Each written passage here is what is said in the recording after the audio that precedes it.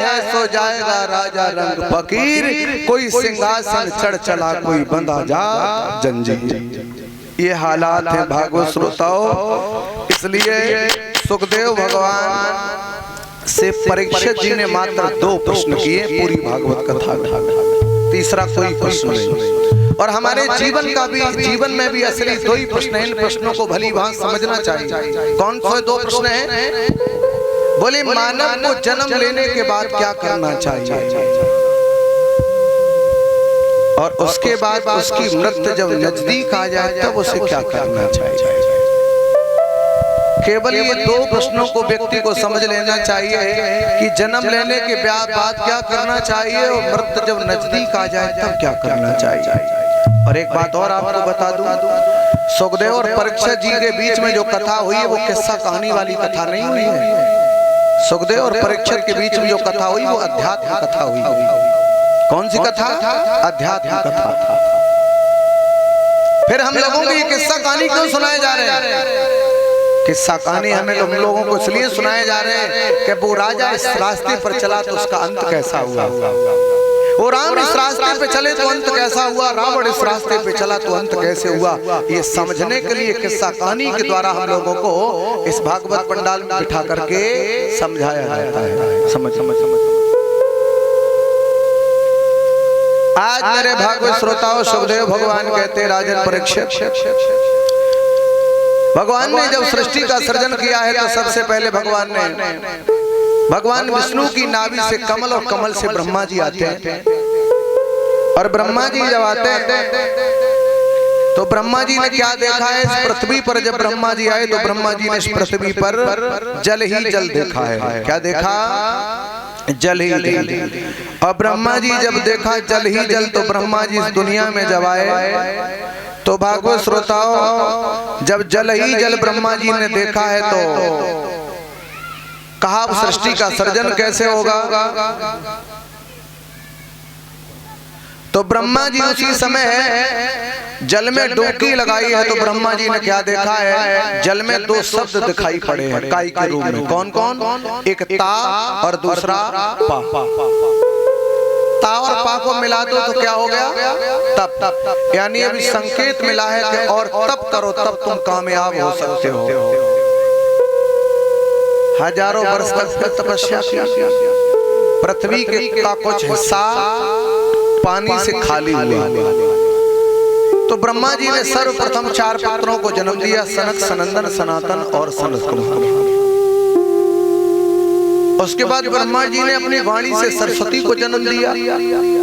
और सरस्वती को जन्म देने के बाद में ब्रह्मा जी क्या करते हैं? ब्रह्मा जी उसी समय कुछ समय के बाद मन हुआ ब्रह्मा जी का तो भ्रमण करने के लिए चले। ऐसा लगा है कि आज दिन तक हम तो आ गए पर हम अपने पिता से नहीं मिले। तो ब्रह्मा पिता की खोज में जंगल में निकले। तब तक ब्रह्मा जी से जो लड़की पैदा हुई थी वाणी से सरस्वती, वो जंगल में बड़ी हो गई। ब्रह्मा जी की सरस्वती पर नजर पड़ी तो सुंदर सा सरस्वती का रूप देख करके ब्रह्मा जी लालायित हो गए। और ब्रह्मा जी ये भूल गए कि ये मेरी बेटी है। और यहाँ तक हुआ कि ब्रह्मा जी अपनी बेटी सरस्वती के साथ अपना विवाह कर बैठे। और जब बेटी के साथ विवाह कर बैठे, देवताओं को जिस समय ये मालूम अवगत पड़ा है उसी समय देवताओं ने श्राप दे दिया है कि हे ब्रह्मा, तूने अपनी बेटी के साथ विवाह करके इस रिश्ते को संसार किया, इसलिए जा हम सब तुझे श्राप देते हैं कि अब तेरी पूजा कहीं नहीं होगी, तुझे पूजा से बाहर निकाल। ऐसा ब्रह्मा जी को पूजा से बाहर निकाला कि ब्रह्मा जी अब बड़े दुखी। ऐसा ब्रह्मा जी को श्राप लगा, उसी श्राप के कारण पूरे भारत में ब्रह्मा जी का कोई मंदिर नहीं बन पाया अकेले। अगर एक मंदिर बना है तो राजस्थान में जो पुष्कर पड़ता है, पुष्कर में ब्रह्मा जी का अकेले मंदिर बना है। बाद बाकी पूरे विश्व में ब्रह्मा जी का अकेले कोई मंदिर कहीं नहीं बना। ब्रह्मा जी ने बैठ करके जब विचार किया है तो बड़ा कष्ट पैदा हुआ। और कष्ट जब पैदा हुआ तो ब्रह्मा जी ने वो दूसरे शरीर त्याग दिया है। और त्याग करके देवताओं के पास पहुंचे, प्रभु कृपा करो। उसी समय क्या किया है? बोले प्रभु कृपा करो। बोले बिल्कुल। देवताओं ने कहा जाओ, तुमने धर्म के प्रति एक स्त्री का त्याग किया, इसलिए जाओ। अभी तक तो तुम्हें पूजा में निकाल दिया था, लेकिन अब सबसे पहले तुम्हारी पूजा होगी। जब कहीं पूजा होगी तो परीक्षा जी, हम जब सुबह हवन यज्ञ करते हैं तो सबसे पहले क्या कहते हैं? करो भैया ब्रह्मा विष्णु महेश की पूजा। ये हालात तो ब्रह्मा जी का नाम सर्वप्रथम आ गया इधर। उसके बाद ब्रह्मा जी ने फिर शरीर त्याग दिया तो 10 पुत्रों को जन्म दिया है। फिर अंगरा, पुले, पुलस्तु, दक्ष, चक्रतु, भृगु, अत्रि, मरीच, कश्यप और नारद, 10 पुत्रों को जन्म दिया है। ये जब थोड़े बड़े हुए तो इन्होंने वरदान मांगा, प्रभु मुझे आशीर्वाद दे। तो बोले क्यों? मैं महात्मा बनना चाहता हूँ। 10 के 10 महात्मा हो गए, और 10 के 10 जिस समय महात्मा हो गए, उसके बाद ब्रह्मा जी को क्रोध आया। दोनों भाइयों के बीच से रुद्र यानी शंकर जी प्रकट हुए। कहा तुम सृष्टि का सर्जन करो तो बिच्छू, बरैया, जहरीले जीव जंतु पैदा करने लगे। ब्रह्मा जी ने ऐसा देखा तो रोक दिया। कहा है कि बिच्छू, बरैया, जहरीले जीव जंतु पैदा मत करो। उसके बाद बाई बाई भुजा से मनु शत्रुपा को जन्म दिया। मनु शत्रुपा से 2 पुत्र पैदा होते और 3 कन्याएं पैदा होती। कौन कौन 2 पुत्र? प्रियव्रत और उत्तानपाद 2 बालक पैदा होते हैं। देवूति, आकुति और प्रसूति 3 कन्याएं पैदा होती हैं। ये 3 कन्याएं जिस समय पैदा होती मेरे भगवत श्रोताओं, और 2 पुत्र पैदा होते, प्रियव्रत और उत्तानपाद। ये महाराज उत्तानपाद हैं, ये अयोध्या के राजा बने हैं। कहाँ के? अयोध्या के। और उत्तानपाद अयोध्या के राजा बने हैं भगवत श्रोताओं। एक बहुत सुंदर इनकी पत्नी है, जिस पत्नी का नाम है सुनीति। और सुनीति कहते किसे हैं? सु माने होता सुंदर और नीत माने होते हैं विचार। कोई शकल से सुंदर हो या ना हो इसका कोई मतलब नहीं, लेकिन वो व्यक्ति विचारों का सुंदर होना चाहिए। किसका? विचारों का। तो सु माने सुंदर, नीत माने विचार। देखने में भी सुंदर है, विचार भी अच्छे हैं। पर प्यारे, आज समाज के हालात थोड़े गड़बड़े हैं। आज हम लोग सुंदर किसको समझते हैं? जिसका चेहरा देखने में सुंदर हो उसी को हम लोग सुंदर समझते हैं। और आज हम घर में लड़का का विवाह करने जाएं तो किसी की बेटी को देखने जाते हैं, और बेटी को जब देखने जाते हैं तो क्या देखने जाते हैं हम लोग? शकल। अगर घर चलाना है तो शकल मत देखो। अगर अपना घर चलाना है, घर बसाना है, तो किसी की लड़की की शकल मत देखो कैसी है, क्योंकि शकल वालों के तो कई घर उजड़ गए। अगर घर परिवार चलाना है तो ये देखो उसकी लड़की की शकल कैसी है, उससे मतलब मत रखो। देखना है तो ये देखो कि उसकी अकल कैसी है, क्योंकि घर शकल से नहीं चलते हैं साहब, घर तो अकल से चलते हैं। इसलिए अकल सुंदर होनी चाहिए, शकल सुंदर हो या ना हो उससे कोई मतलब नहीं होता। तो भागवत श्रोता, आज उसी समय सुनीति,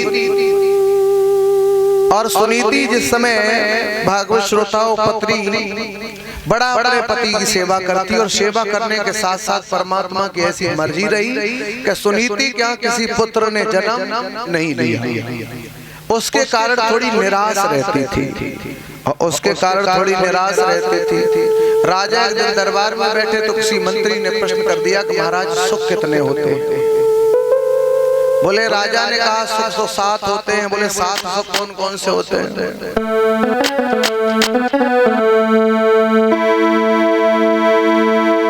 कि पहलो सुखी निरोगी काया, और तू जो सुखी घर में होई माया।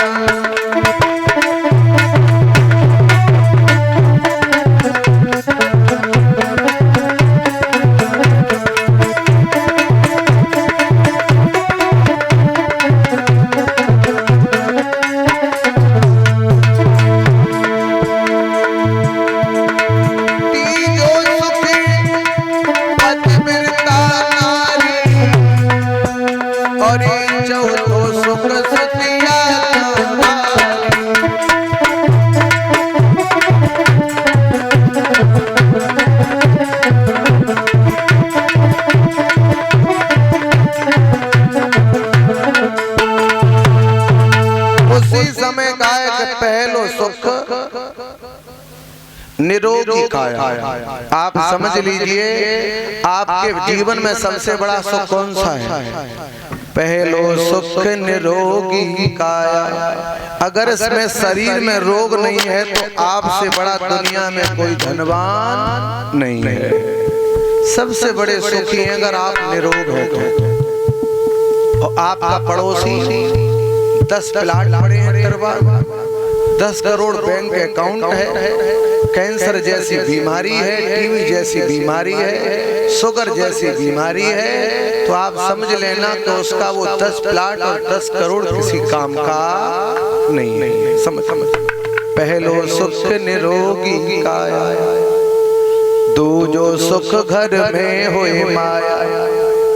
कितनी माया हो? माया केवल काम चलाऊ हो, क्योंकि अधिक ज्यादा माया भी व्यक्ति के अंदर मद पैदा कर देती है। क्या कर देती है? मद। चूल्हे में आपने देखा होगा अग्नि जलती है, और जब तक अग्नि चूल्हे की सीमा में रहती है तब तक तो रोटी पकाती है, और जब अग्नि चूल्हे की सीमा पार कर जाती है तो छप्पर जला देती है।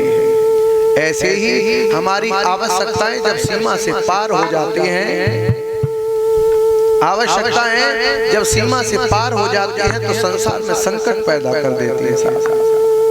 इसलिए माया उतनी होनी चाहिए जितनी हमें आवश्यकता है, और उस आवश्यकता से थोड़ी कम बनी रहे तो ज्यादा ठीक है। क्योंकि माया बढ़े और मद बढ़े दे कुचाल बनाए, और धीरे धीरे व्यक्ति को देत घाट पहुंचाए। अधिक माया भी जीवन में होना ठीक नहीं है। तीजो सुख पतिव्रता नारी, और चौथो सुख सुत पुत्र घर में हो तो आज्ञाकारी हो। राजा यहीं पर मस्तक पर हाथ लगा के बोले हमारे ही पास चौथा सुख नहीं है, और हम 7 सुखों का ज्ञान करा रहे हैं लोगों को। आज उसी समय कहा है कि अब राज चला के क्या फायदा, घर के लिए चले। और घर के लिए जिस समय चले हैं, सुनीति ने अपने पति महाराज को आता हुआ देखा। उसी समय कि आवत बलम निहारी, अरे उठी जब नारी के पलंग नवाया, और ले पंखा ढोरत प्यार रे रानी ने बचन सुनायो।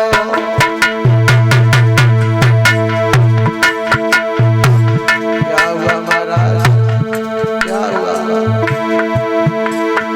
अरे तो कर चोरे हाथ रानी कई बार बचन फरमायो, बचन फरमायो। ऐसो का दुख है पर बदन तेरो मिलायो।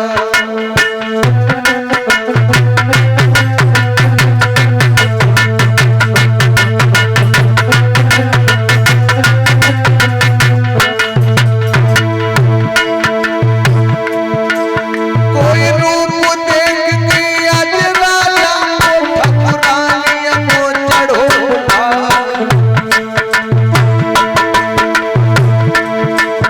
और हाथ जोड़ फिर बोलन परम सगे किया।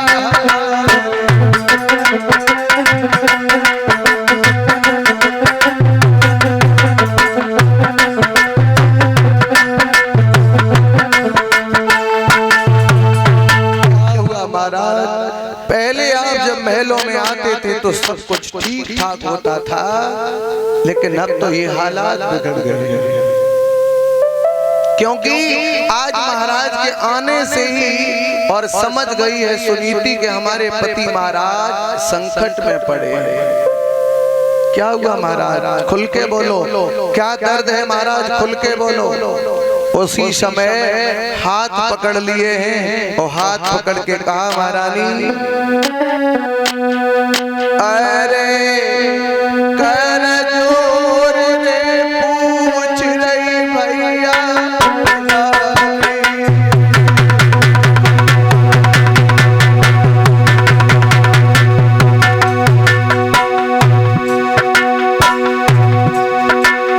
अरे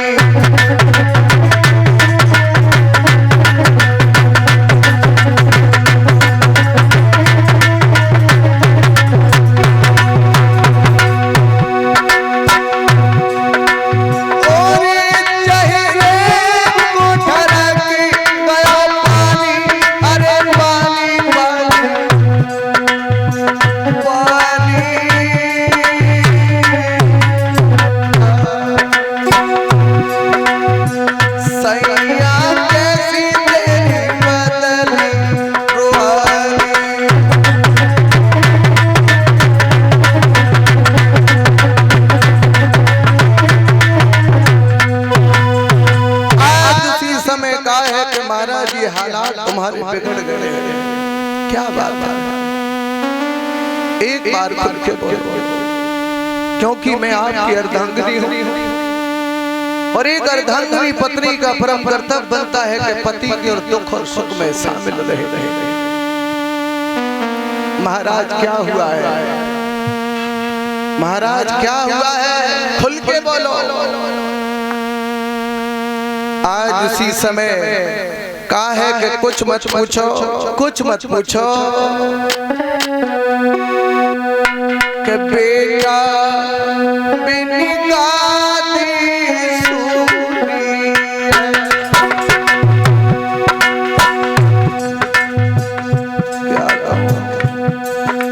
क्या कहूँ कुछ कहा नहीं जाता, क्या कहूँ कुछ कहा नहीं जाता। कर कहता हूँ तो ये कलेजा फटा जा रहा है। बेटा बिनी गाती सूरी है, मेरे आग पेट में दूरी है।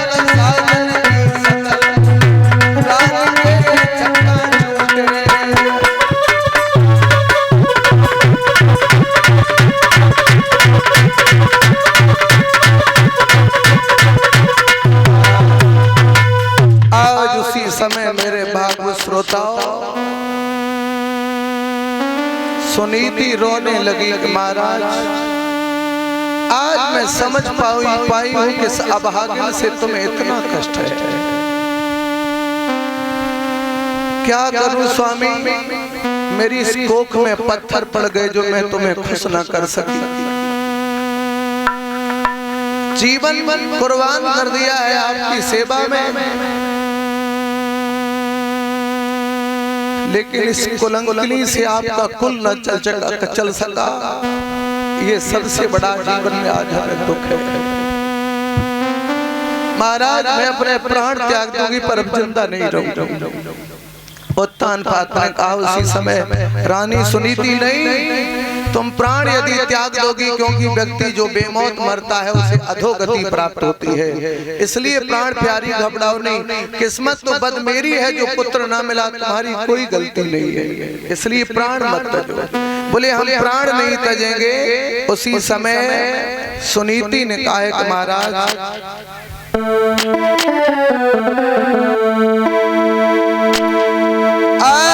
सुनी राजा के बेनी और भरे जल